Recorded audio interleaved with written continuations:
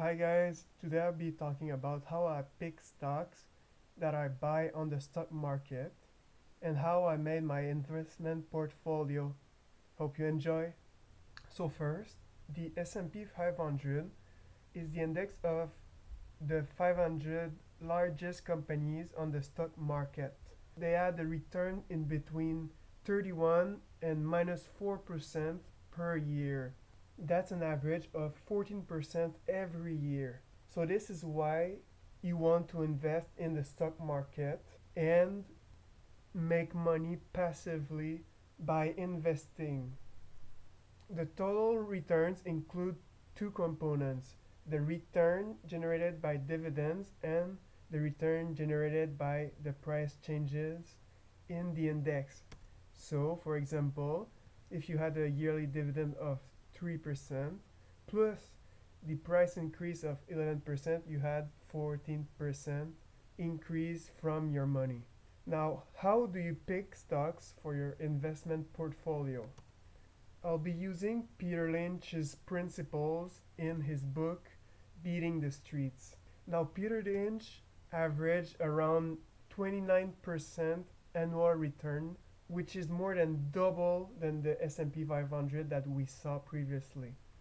His principle will help if you have limited financial knowledge and limited time in a week to manage your portfolio.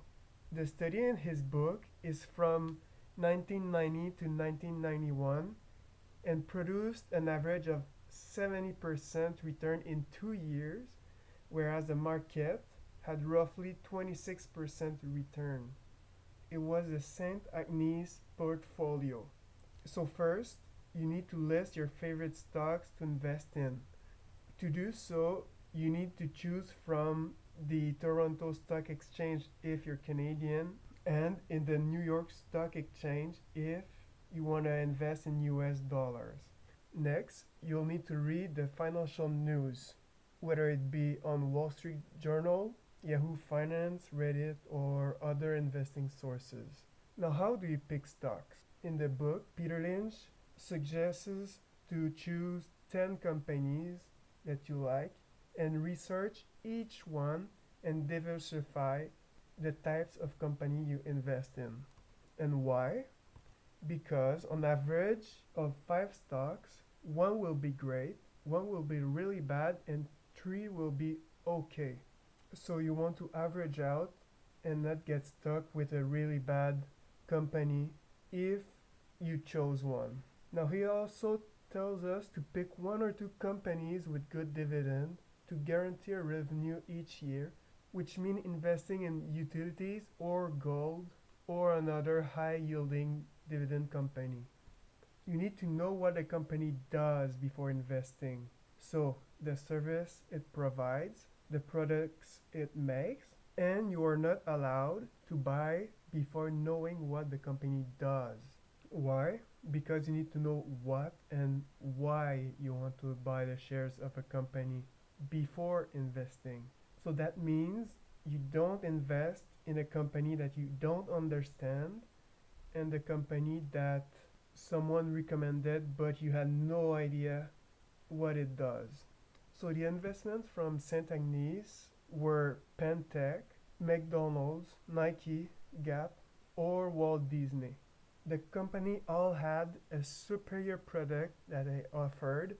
So for example, selling at a lower price, had a better quality, or faster delivery than their competitors. The company also had to be popular, so that means that the people enjoyed the products of the companies and used them in their daily day-to-day habits. The companies were also of a smaller size, so the investments need to be about new and growing companies because the price will be able to grow much faster than the price of a company that is already big and achieve his full potential. You have to also look at the financial keys of the earnings, which are low long-term debt, a positive cash flow by operating activities, and a growing revenue and a positive income. all these information will be available in the financial statements of the companies, so on their website, for example. Peter Lynch also said, a good company usually increases its dividend every year, so lowering it is a bad sign for a company. And just because the price of a share is low or is going down, it doesn't mean it can go lower.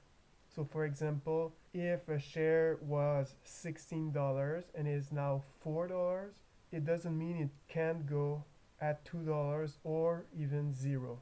Now the most important principle in the book is never invest in any idea that you can't illustrate with a crayon.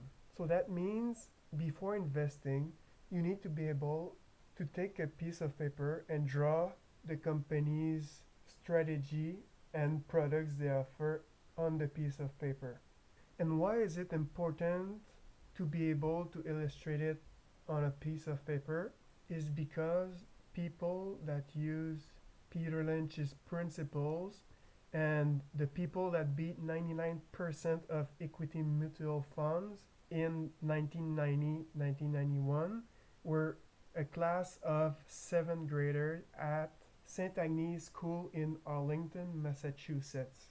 And the students, after 2 years, gave Peter Lynch their scrapbooks with drawings of the companies they chose and the return each year to show him that you don't need financial education, you don't need to be an accountant, you don't need to have a certain age to invest in the stock market and gain money. The only bad company chosen by the kids was IBM, which was the favorite company of professional adults money managers. So that means professional managers who were paid to invest money were focusing on the wrong principles and the wrong companies to invest the money of their clients. Now, it's easy to lose money in the stock market if you try to time the market, if you invest in complicated, confusing companies. So if you can't draw the company's service or products, if you let your emotions guide you. So for example, if you're selling when the market is crashing or buying a stock because someone said the price would go up and that you want to make a quick easy gain to make money faster.